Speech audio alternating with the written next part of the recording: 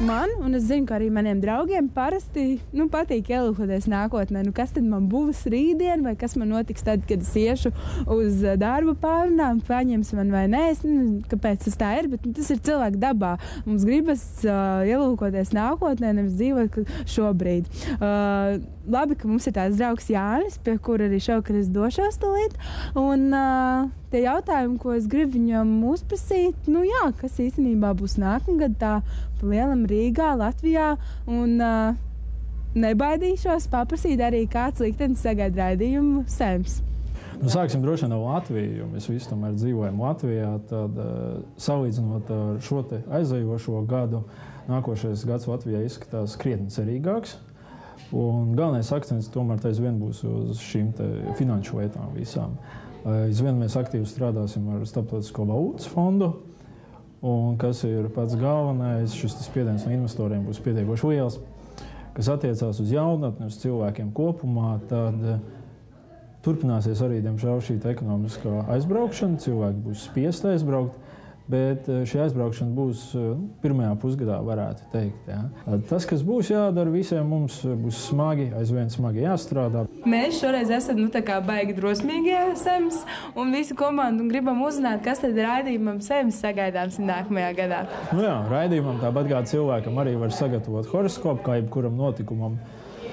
Skatoties uz to jūsu dzimšanas karti kopumā, jūs visi esat tādi enerģiski, uz izaugsmu vērsti cilvēki, bet jāsaka godīgi, nākošais gads jums nebūs no vieglākajiem.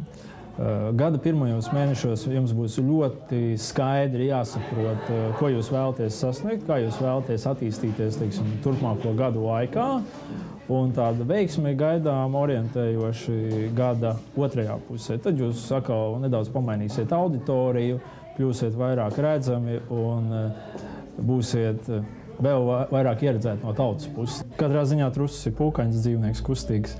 Līdz ar to šis nākošais gads kopumā būs nedaudz patīkamāks un maigāks nekā 2010. gads. Jums ir kāds jaunums īstenībā, ka jūs esat kaut ko izdarījuši tādu, kas citiem nav un par ko mēs varam lepoties? Mēs esam Latvijā radījuši tādu pirmo profesionālu astroloģijas portālu. Nebaidos šī vārda tiešām nozīmē teikt, saucās viņš astronet.lv.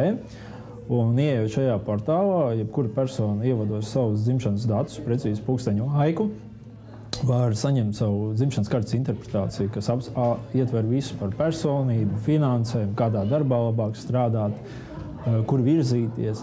Bez tam šajā portālā vēl ir atsevišķa sadaļa tieši māmiņām, kur var sastādīt bērnu kartes, lai identificētu viņu talantus, kuros pulciņos viņus labāk novirzīt. Un, protams, ir vēl tāda lieta, cik mēs gribam tautiešiem palīdzēt. Tad ir pieejama sadaļa, ko sauc par relokāciju, kura pasaka, kā mainīsies jūsu dzīve, jūsu liktenis aizbraucot uz vienu vai citu konkrēti izvēlētu valstu un pilsētu. Man tas nolēmums būtu saskatīt visā pozitīvo, jo pozitīvi smaidīgi cilvēki tomēr sasniedz daudz vairāk nevis tie, kuri gaužās. Un arī, ja mums dzīvē neiet, tad padomāt vairāk par iemesliem, kāpēc mums neiet, nevis tieši pa sekām, kādas tas atstāja. Jo caur šo izpratni mēs varēsim uzlabot gan savu dzīvi, attiecīgi līdzcilvēku dzīvi un tautas dzīvi kopumā.